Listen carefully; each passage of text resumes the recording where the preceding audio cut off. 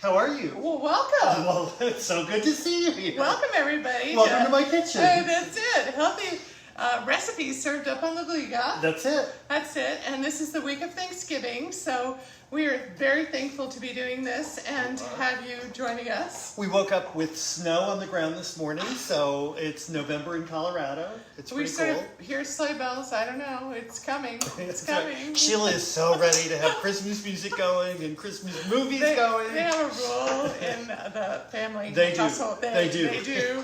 Actually, my daughter and my husband, actually all children did at a certain point growing up, that it was Thanksgiving Eve that I could start Thanksgiving movies and music. It's my favorite music in the whole world. We actually said after Thanksgiving, and that translated to, well, it's Thanksgiving afternoon, doesn't that count? So, okay, it was after dinner. When I'm alone in the kitchen, who knows what I'm doing? Just saying. That's the thing about the kitchen. That's it. So anyway, welcome. We're excited that it's the week of Thanksgiving. We're so excited because this honestly is my favorite cake. Yeah. So we want to kind of concentrate on what makes Thanksgiving and the unusual time of this year and Thanksgiving. You're hearing some crackling noises. It's not that something's cooking on the stove. It's a dog chewing on a bone. We have two puppies, one of which is much younger than the other. The rule is out of the kitchen, but somehow she's right at our feet. We're on video. So yes, exactly. So, and we've got a wooden floor that the bone is on. So anyway, this could be interesting. And noisy. So we want to kind of talk about what is a feast, particularly at Thanksgiving. We so concentrate on the food that we kind of want to back out of that and realize that we can feast on the feelings of gratitude, on the moments of thankfulness. And I think this year particularly, the bounty of blessings, because we've been cooped up, we've been cooped in, we've been scared to death with the COVID. We've been constricted in terms of our movement. And sometimes in the midst of that, we kind of have a hard time remembering what to be grateful for. Well, it's really kind of dissecting tradition. Right. And I think, we sort of think of Thanksgiving as this incredible tradition where everybody gets together and we have a wonderful meal, and the meal is very the gathering proscribed, all these things that we've always had. That's what we do. And suddenly we're really saying, okay, we can really have a wonderful Thanksgiving, but it can be different. Yeah, it's definitely going to be different. And how do you do that? And how do you do that successfully? That's exactly. And so I think we're alone in the kitchen.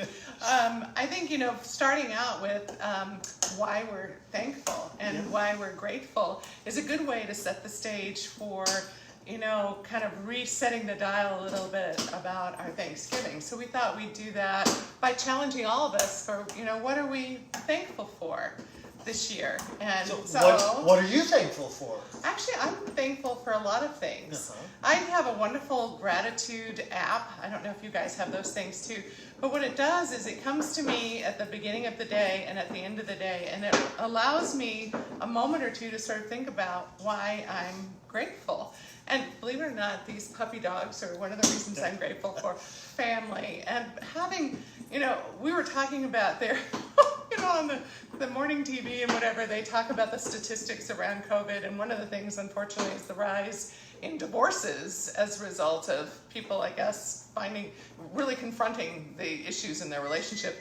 But Walt and I have been best friends since we were 12 years old, basically, as well as obviously a couple and lovers and all those things. But it kind of starts with the core of being best friends. And I couldn't think of anybody I'd rather be spending time with, particularly in a COVID situation or a difficult situation of any kind. And we've been through a lot. Mm-hmm. We've had those difficult situations in our lives that have come to us, not because we wanted them, but because we had to deal with them and grapple with them. So someday over a glass of wine we can talk about some of those. We can swap but as stories. You said earlier today when I brought up something that had me concerns, you said, well, like with other things, we'll just deal with it when and if that happens. And we're not Pollyannas. I may be. We are optimists, though. We do believe you can kind of turn that globe, to the sunny side, and that with a little work, that you can do that. But so I'm truly grateful for my family and for my puppy dogs. I'm really grateful. We moved to a house a couple of years ago, really, again, for very specific needs in our family, not because we were looking to move. And, I wasn't really eager to do it at the stage we were with life and Livliga and all those things, but we did it.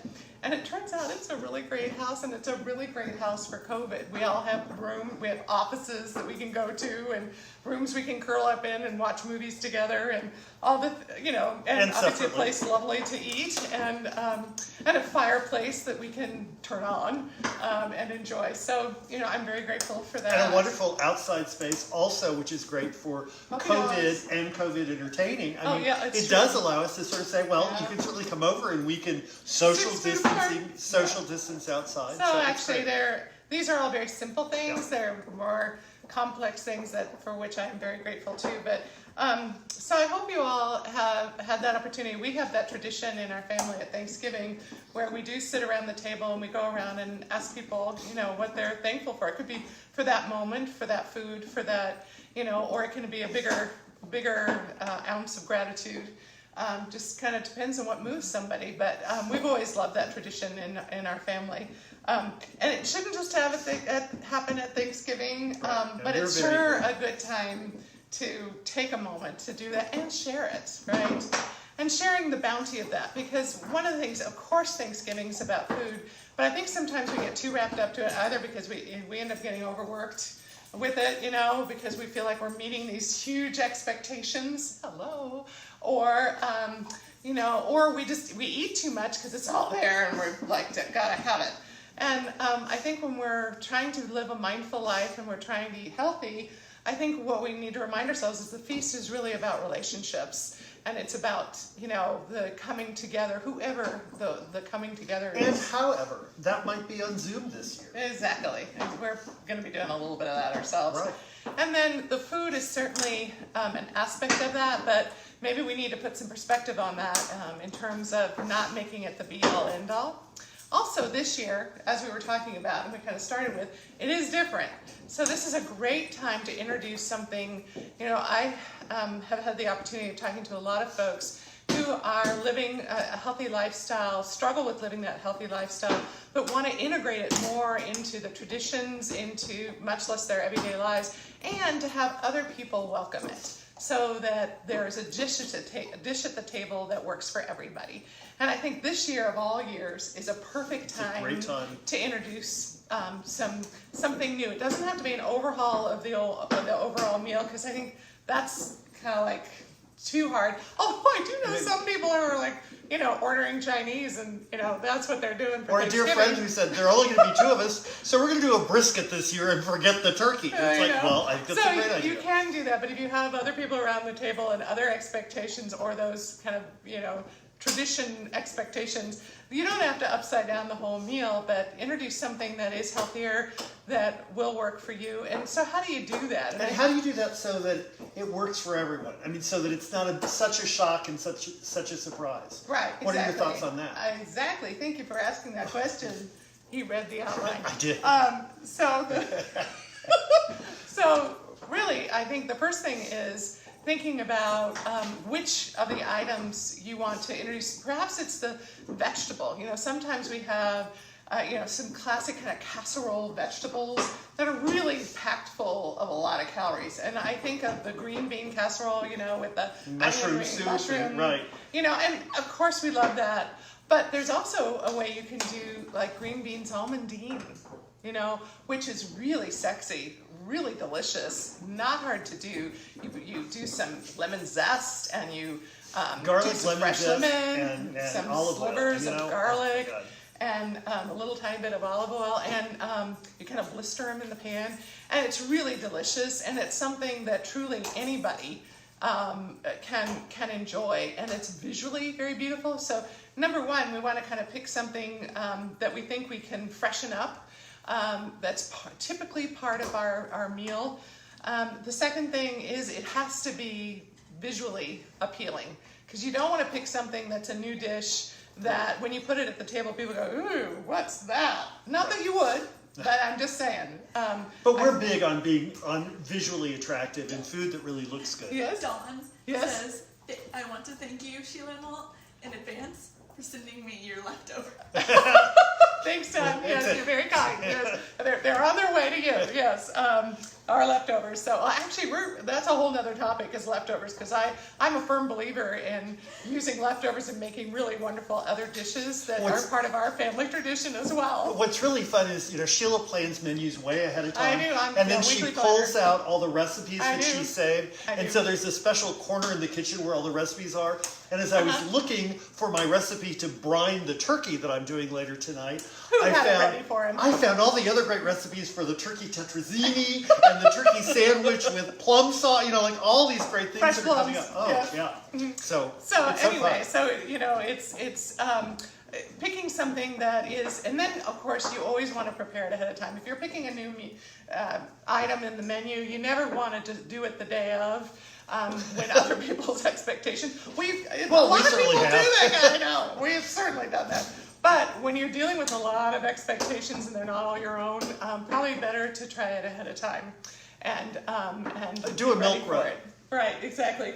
And then, what to choose. I always think you want to be sensitive to the time of year, to the vegetables that are in season or the fruits that are in the season that, we think of cranberries, and I'm going to be making a very, very simple, no sugar added cranberry chutney, I'm calling it, but it could be called a chutney sauce or cranberry sauce.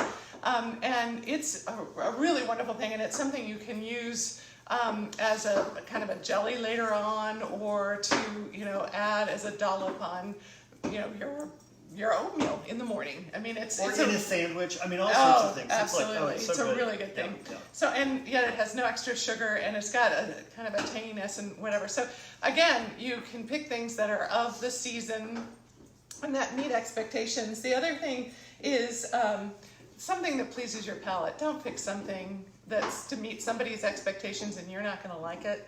That's kind of, I have to be blunt, but it's kind of a silly thing to do, and haven't we all been trapped in doing that? And we shouldn't do it. And I'm saying that because I certainly once upon a time was guilty of doing that.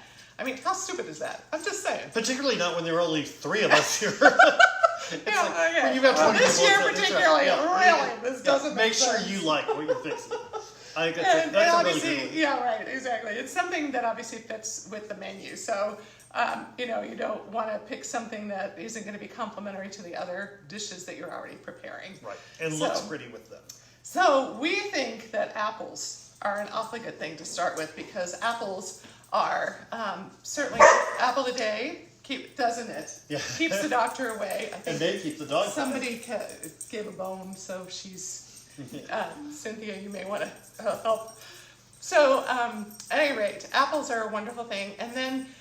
We all do pies. Pies can be a labor of love. If you're good at making pies, that's a great thing. They also can be really high in sugar and syrups, particularly things like pecan pies or, the pumpkin pie. So this year we thought, well, why don't we introduce a different kind of dessert that's an apple cake. And this is actually truly, as Walt said, this is one of our favorite cakes in the whole wide world. Partly because of the memories infused in it. And a few years ago, actually created a healthier version. It was already pretty healthy, honestly, but it was just the sugar and the oil that I wanted to address to come up with kind of a healthier version of that. And so that's what we're sharing with you today. And I think, Cindy, have you shared the link for the apple cake yet? Not yet. Okay, so that'll be coming up. It's on our blog.livligahome.com, and it's the autumn apple cake, which is our favorite cake. And so we're gonna start with this, and it's got a lot of apples when the recipe starts with 5 to 6 apples. Yes. For the apple cake. So we cut them up, chop them up. We've got them here. What kind of apple should we use? Oh my goodness, I'm so glad you asked that question. Actually, I need to be asking that question of Walt, because he's the guru on apples. So I think the deal is that apples, there are so many different varieties, and they taste different, and they also have different textures. Don't they? And when you cook, you really want something that's harder, firmer, so it really will sort of stand up to being cooked. It can still be sweet though, right? Absolutely. Right. It's just the firmness is really key, because you don't want it to be mushy, right? after when Exactly. it cooks. Right. And you only want it mushy if you're doing something like applesauce or apple butter. Right. And or like aroma, which is a really big one. If you're going to bake it, then it also kind of becomes soft when you do that. But typically for a pie, or in this instance for our cake, Fuji's, Gala's, Empire's, Macintosh. And Empire, I think, is actually a hybrid mix, isn't it? Yeah. between a Red Delicious and a Macintosh, I think. That's right. Exactly. Yeah. But all those are great firm apples. I was also listening to somebody else on NPR today talking about Granny Smith's and how they have a higher level of pectin. So if you're doing something like, if you want to do... You want it to congeal. If you want to do an apple pie and not put as much sugar in and things, a Granny Smith, because of all the pectin, really creates its own sort of solid sauce. Yeah. So, but also, can I say? Yes. There's one other trick. So the type of apple is important. Yes. The other thing is, and this I learned from someone like Ina Garten, you turn the apple upside down and then squeeze it. And so if it gives in, it's too soft. Yeah. It and sounds maybe so simple, right. but sometimes you just need to do that because if you want a good firm apple, and this is what you do in the store, mind you, you don't bring home the apples and then try this out. And that way then if you've had the apples for a little while, we actually always have tons of apples in our refrigerator because we're apple people, just in general. And growing so up in the Midwest, before you do things like Jonathan's and Macintosh were considered the really crisp, bright, and firm apples for great fall baking. So I'm going to go ahead and peel this. Yeah, Is so that we just wanted to share an apple with you before he did that. And so we're peeling these. And then we're going to seed them, and then we're going to put them into, kind of pretty moderate chunks so that it works well with the batter. And as a challenge, I will always try and peel the apple, keep the peel in one piece. He's actually really good at this. And today I cut it off immediately just so I wouldn't get uptight doing it in front of everyone. Well, you're really good at that. But it is one of those things where then you sort of feel like you could put it all back together afterwards, just the peel. So we've got, this is the final apple, so this is the 5th apple. We've already got 4 in here. And then with that, you create, you're going to sprinkle it so that it ends up being kind of a cinnamon sugar apple that you're blending in with the batter. And so I've already put 2 teaspoons of ground cinnamon in it. And that was really to stop the turning of the apples. Not that once you put them in the batter, anyone's going to know the difference. But and another way to do that, honestly. Did you just drop? Yeah, I did, but don't tell anybody. Okay. Where'd you drop? Maybe gone. Just half a piece of apple, but I think somebody got it. I think it's gone. Another thing you can do is just put like a tablespoon of lemon juice with cold water as a bath and drain them, and just that little bit of lemon juice serves as a acid and keeps them from changing, and really won't change the flavor at all. So that's another great technique if you're wanting to do something a little bit. So we've mixed 5 tablespoons of sugar with 2 teaspoons of the ground cinnamon in here. Walt's going to add that and then stir it up, and then we're going to make the batter. And this just kind of cooks while you're making the batter. And for this, you want a pretty small chunk. So I used a core that created 8 sections, but then I cut each section in thirds. So I end up with 24 slices of apple effectively. And then I'll cut those probably into 4ths or 5ths. So I end up with a whole lot of smaller cubes of apple or chunks, but they are pretty small. So he's going to add that to that, and meanwhile I'm going to start measuring up for the batter. And I've got a spoon here. Where did it go? A big spoon. You see the big There's spoon? something down here. No, it's a little spoon. Well, we're going to get another one out. I see a lid spoon. There you go. We got little spoons for sure. So with flour, you always want to, you don't want to pack the flour in. So I always use a spoon and put it in, and I've got a 1 cup lip spoon here, which is so handy.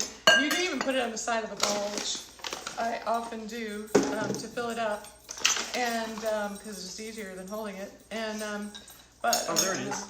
Did you find it? Oh, it's in there. I used it for that. I forgot already. So we're gonna use both white whole wheat flour and regular flour in this. Now, why do you use white whole wheat? Because it's just healthier for us. It's a healthier, but I use white compared to the red whole wheat, that's what we're typically used to. They're actually different types of wheat. It's not the processing of it that makes the difference. It's actually the variety. The variety of it. So we're doing 2 cups of just regular old flour, and then we're gonna do 1 cup of the white whole wheat because it's healthier for us, and it's my way of still making a light cake while also creating a slightly healthier. How did we end up doing this cake? Where did it come from? Well, I think you should tell the story. So a long time ago, actually, when I went off to college, my parents, who lived in Kansas City, ended up buying a little farm outside of Kansas City that was an old apple orchard, and so they had like 20. Can you imagine with little kids growing up having grandparents with an apple orchard? It was so fun. It was an old tired apple orchard, which is why they were able to buy it. But it was great, But it and was they not planted tired trees. us at all. No, and so every fall we would go and we would all pick apples and we would all put Irish Spring soap on the little trees so the deer wouldn't eat them and kill them. Irish soap, like the soap, Irish soap. We would drill holes in them, put rope on it, and hang it in the tree. But it kept the deer away. It was a good trick. So that's a trick if you're looking for a but trick the dog. Deal With was, all your gardening, maybe you need that one. Right, Irish Spring. But the deal was that we had probably, 80, 200 apple trees. It was a lot of apple trees and mature apple trees. So when fall came, old, gnarly, we had a lot of apples. And so my mom started looking for great apple recipes. And she was always doing that. She did apple crisp like crazy, but this was the apple cake that really was the winner, and I love it. It's became a tradition for everybody. I think everyone still does it. I don't know, but certainly this we certainly do. This clan brewed. I mean, it's my cake of choice for my birthday. I love it. So we've done 1 cup of the white whole wheat to 2 cups of the flour. Next, we're gonna do a cup of sugar instead of 2 cups. We're doing that, and then we're gonna do some Truvia. So again, you can swap this out and experiment yourself, but this is really what you did to create a much healthier recipe, while still being tasty and beautiful, and it's really good. And so when we're actually mixing all this together, it's a really easy cake. It's kind of the term, I never liked the term, but it's a dump cake, and that you can just put everything in and stir it up. So this is a version of a dump cake. So we're doing a cup of the sugar and then a half cup of Truvia. How about a 1 bowl easy cake? Yeah, I know. Well, it's actually a term of art. I know it is, but there. I don't like it. I know. It hurts our sensibilities. Dawn, a few minutes ago, said, "Dang it, I just saw the dogs. There goes my leftovers." I know. Yeah, well, at least they got a piece of apple. We know that for sure. They're pretty quick on their feet, those dogs. Mm-hmm. So we're going to stir this up, and then we're going to add baking powder, 3 teaspoons baking powder. And this is our baking powder, 3 teaspoons. And then I'm going to stir this up. I always have to stir this up because if you don't stir up your baking powder. Now, your baking powder has a date on it. Why did you do that? I did that because this actually goes tired and it won't start rising. This is actually really old. We need to break down and buy a new one because it's from March of this past year. Yeah, that's about as long as you want it to be. Yeah, and actually we're getting pretty low because we do bake in this family, and we do biscuits and things like that too that require it. So. But I heard on NPR today that during COVID, sales of baking items have increased by 90%. 3,400%. Oh my God! Which is like That's 34 incredible. times what it was last year, same time, because everyone's at home baking. Yeah. Well, we actually looked for canning, just, what am I trying to say? Jars. Yeah, like canning jars. Mason or Ball. And we went to the hardware store where you get all this stuff here. And they said that there's just this run on and nobody can get them. I, of course, went on Amazon and found what we wanted and ordered it. And so we got it because I want to make apple butter this year as gifts, because fresh things, I know some people are going to have an odd feeling about that, even though they say food is not really a carrier of COVID. I just know there's a reaction from some folks. So I thought, well, I'll just make apple butter and can it in a very sanitary way, which is how we do it, and give that to everybody. So perfect. I found my jars, but isn't it wild with all the baking? Well, we thought we were looking in the wrong place, and they said, no, actually, we are totally out of all canning anything, and we can't get anything until next year. Okay, so I put the teaspoon of salt in. I've stirred everything up. Now we're going to start with the liquids. And so this is a half cup of canola oil, and I'm gonna do this. Yep.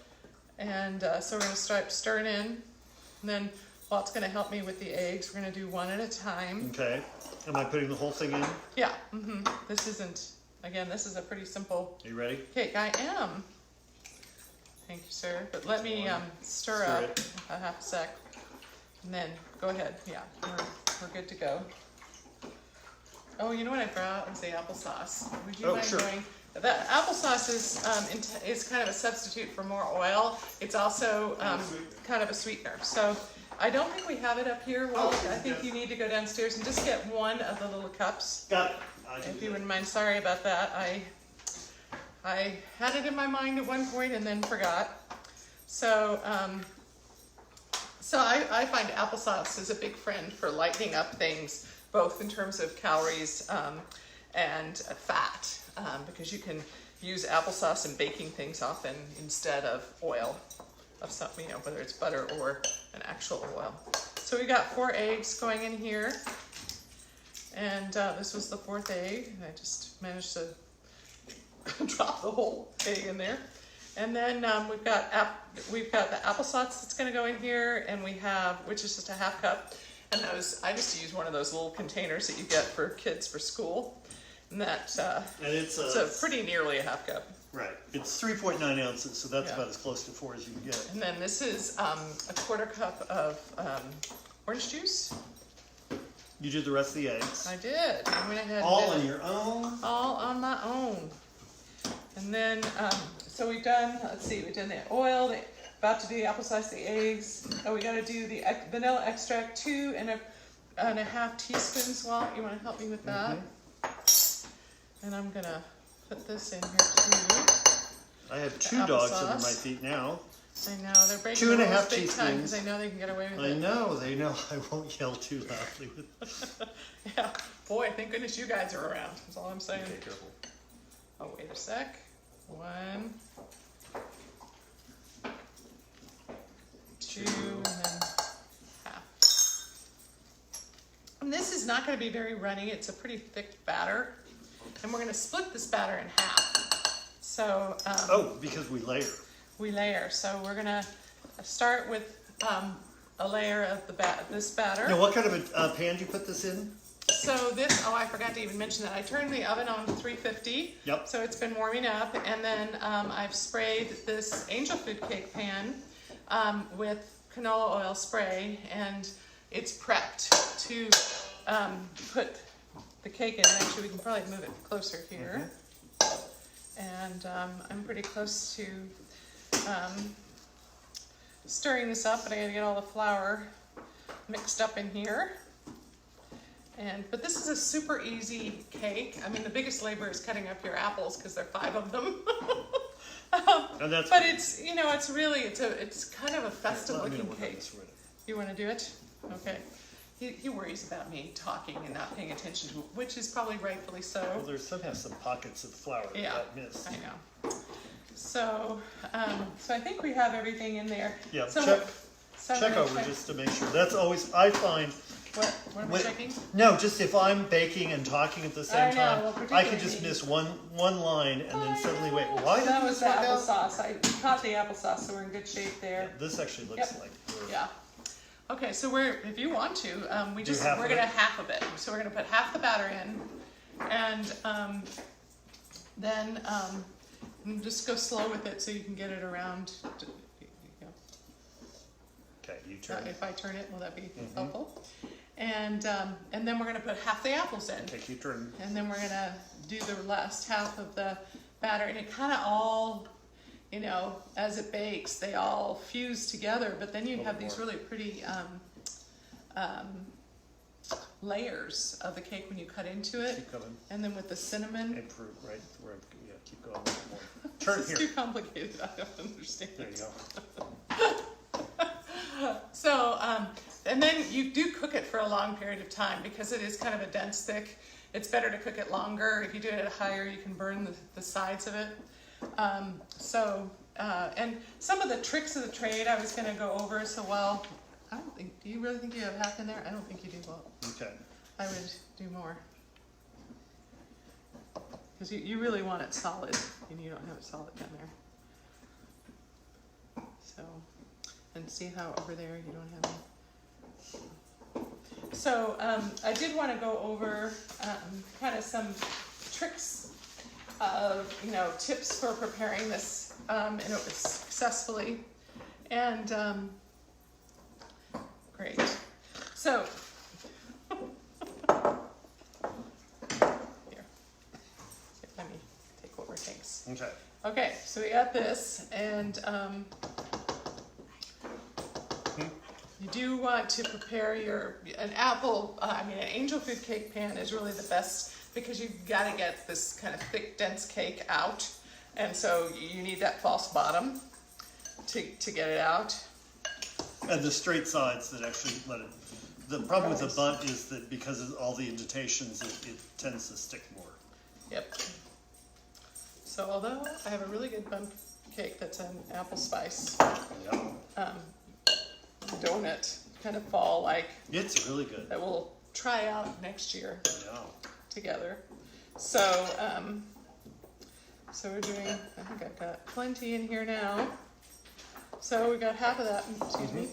And then we're gonna put the rest of the dough in here. Hold on to that, don't get rid of it, please. I won't.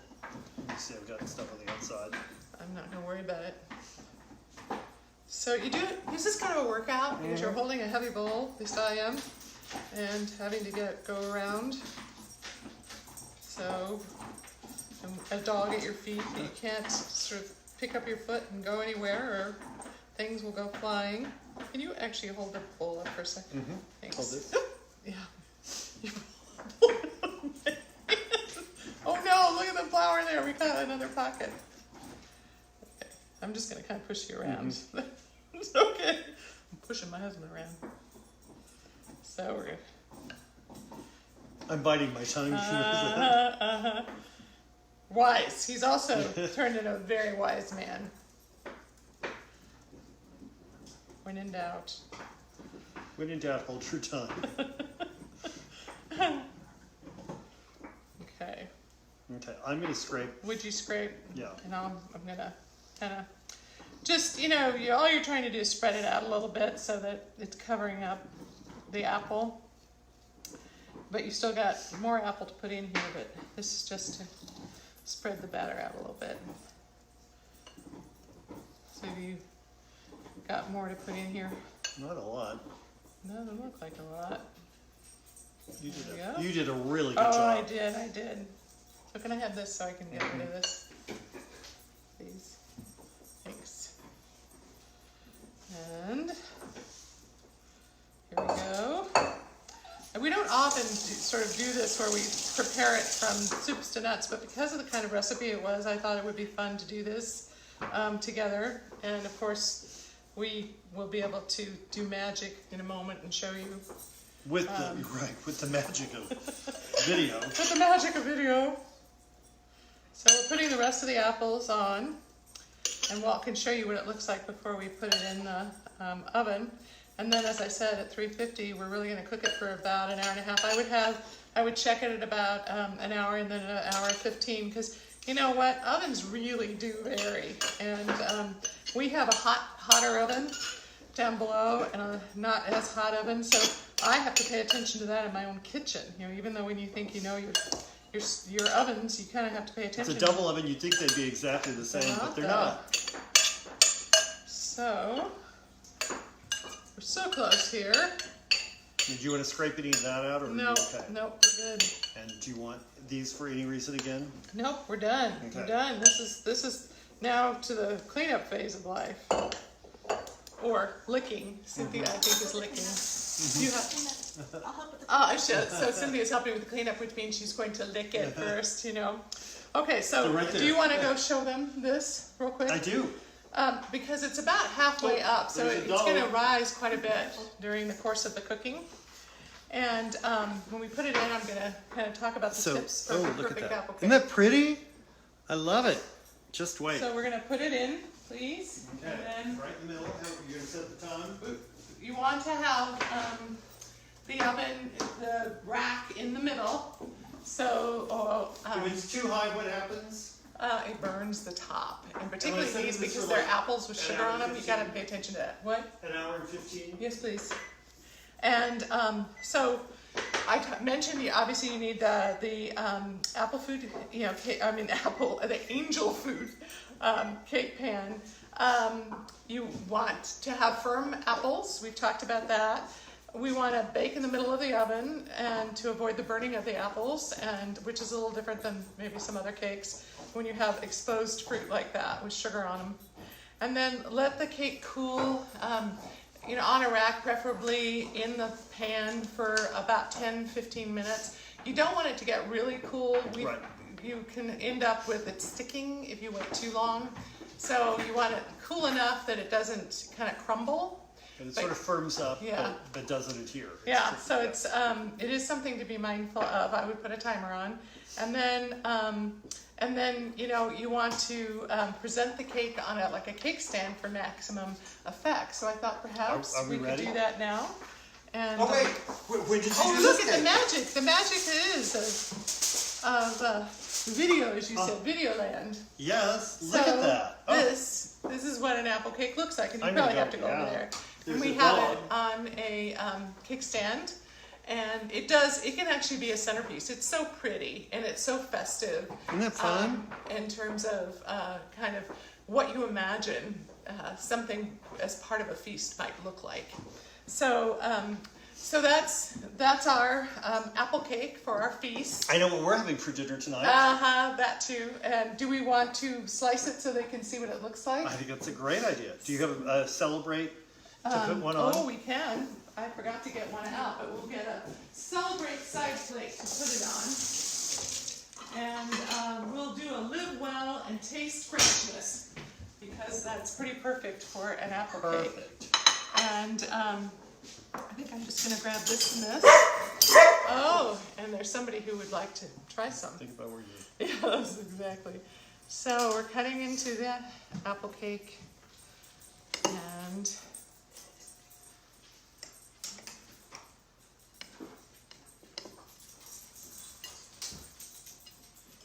Yum. show that. Mm-hmm. So there's this fun kind of line in the middle of the apples and the cinnamon. So you can actually use it as like a coffee cake. So if you're wanting sort of upside to down give side. something to somebody, this is really a lovely gift as a kind of it's an apple cake, it's a coffee cake. And you see the line of for apples in the middle, but it really almost tastes like a pound cake around it. So it's really, I love it. It's just wonderful. So I guess we're all going to have to try some. But it has no butter in it, and it only has a half a cup of oil in it. And so, I mean, it's pretty amazing that it tastes that way without... May I borrow your fork? Oh, wow, it's so good. Cindy is jealous. So we do have ideas in terms of what to fix for the rest of the meal. Cynthia was going to add those to our information with this Facebook Live, and we do have it on our blog.livligahome.com. And we also want to remind you that we have a baking bundle that is a really good deal. So everything is discounted to about over 40%. Right. That's a And great deal. we also offer free shipping. So as a gift to yourself or a gift to someone else with the idea of healthy baking and healthy holidays ahead, that's a really fun one. And with the bundles, always look and make sure, because there's a way you can add accessories, and each of those things you add on are like half the price they normally are. So Literally, we it's an didn't design incredible it deal. that way. It really is. It's Yeah. just it's to encourage So we wish people. you very happy holidays. Yes. Thank you for spending your time with us as we share some of our stories and traditions and new traditions for the holidays ahead. And we are certainly grateful for you and for our time together and for this opportunity. Who would have ever thought we would do Facebook Lives and share them as we, continue our journey with Livliga. So take care. Bye, everyone. Happy Thank you. holidays. And we'll see you next month. when We'll is be that? a little early. I think it's on the 15th of December. And we're going to actually show you a sweet potato casserole Yum. that's healthy and delicious and beautiful. Yes. So we'll see you then. Thanks a lot. Bye-bye.